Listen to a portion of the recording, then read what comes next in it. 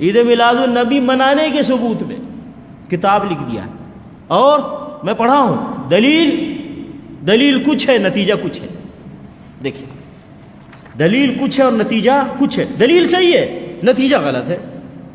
یہ دیکھیے دلیل کیا دیتے ہیں، عید میلاد النبی کی دلیل دے رہے ہیں. دیکھیے حضور صلی اللہ علیہ وسلم مدینہ تشریف لائے تو وہاں کے یہودیوں کو عاشورہ کا روزہ رکھتے ہوئے دیکھا تو ان سے دریافت فرمایا کہ تم عاشورہ کا روزہ کیوں رکھتے ہو؟ انہوں نے کہا کہ یہ دن نہایت مقدس ہے، مبارک ہے.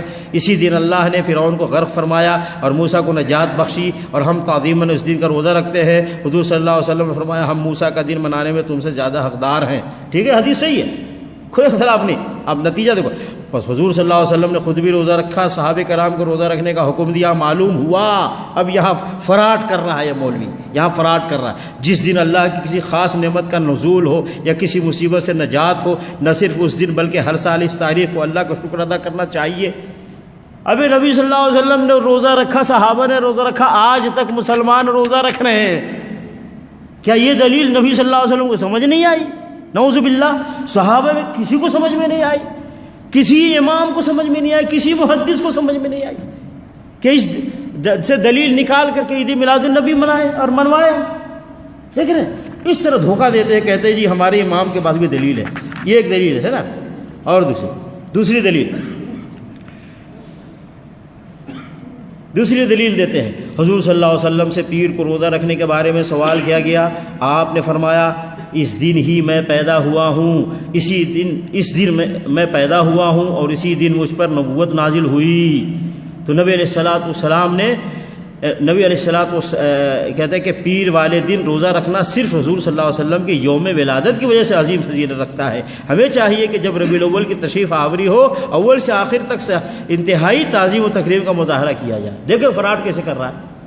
نبی صلی اللہ علیہ وسلم نے فرمایا کہ میں پیر کو روزہ اس لیے رکھتا ہوں کہ میری ولادت ہوئی، اور یہ کیا کہتا ہے جب بھی ربیع الاول آئے تو خوشی مناؤ. کیا تعلق ہے اس سے؟ ایسے عوام کو دھوکہ دیتے ہیں.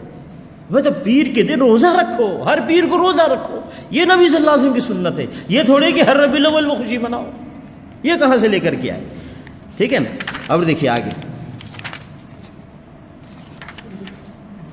تعجب ہوتا ہے کیسے قوم کو. یہ دیکھیں اور ایک دلیل دے رہا ہے. ابو لہب کی آزاد کردہ لونڈی سویبہ جس نے نبی صلی اللہ علیہ وسلم کو دودھ پلایا تھا، نبی صلی اللہ علیہ وسلم کی ولادت باسعادت کی ابو لہب کو جب خوشخبری سنائی تو اس نے سویبہ کو آزاد کر دیا.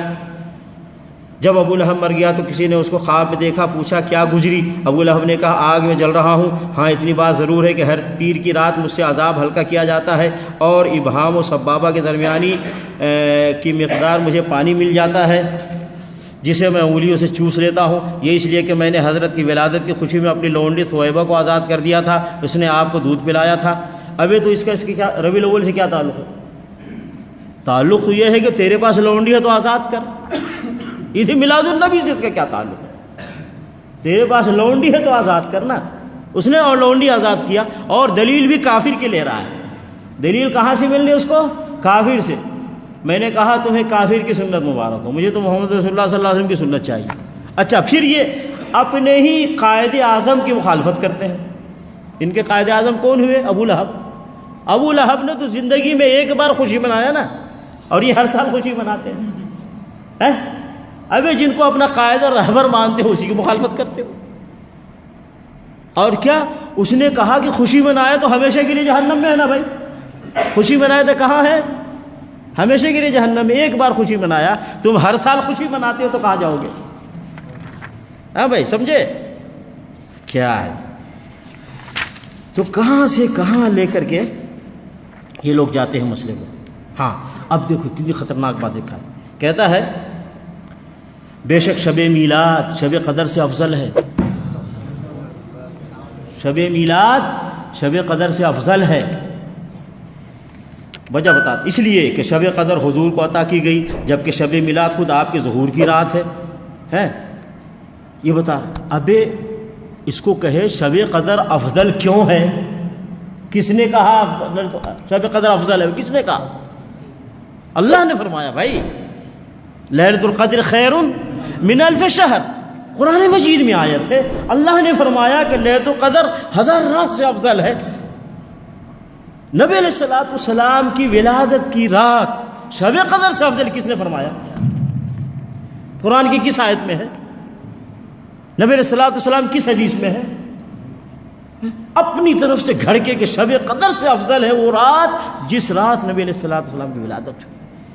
واللہ کتنی بڑی جرات کرتے ہیں یہ لوگ کہ اللہ کے حکم کے مقابلے میں اپنا حکم جاری کرتے ہیں اور اللہ کے حکم کو چھوٹا اپنے حکم کو بڑا کر دیتے ہیں۔ کتنے افسوس کی بات ہے۔ تو بہر کے میں اس لیے دکھایا کہ یہ لوگ اس طرح کی کتابیں بھی لکھتے ہیں کہ عید میلاد النبی منانا چاہیے اور دلیل بھی دیتے ہیں، دلیل کچھ ہے اور نتیجہ کچھ اور ہے۔ اس طریقے سے گمراہی پھیلاتے۔ کیوں؟ یہ مولوی، میں نے کہا نا، یہ کون کہتا ہے عید میلاد النبی مناؤ؟ مولوی کا ایک گروپ ہے، اس کا انکم ہے، تو یہ کتابیں لکھنے والا مولوی ہے، وہ تو کہے گا عید میلاد النبی مناؤ۔ تو اللہ رب العالمین ہمیں اور آپ کو دنیا کے سارے مسلمانوں کو دین حق کو سمجھ کر اور دین حق پر چلنے کی توفیق عطا فرمائے اور ہر قسم کے خرافات سے اللہ تعالی حفاظت فرمائے۔ آمین۔ صلی اللہ علیہ نبینا محمد وعلی آلہ وصحبہ اجمعین۔ السلام علیکم ورحمۃ اللہ وبرکاتہ۔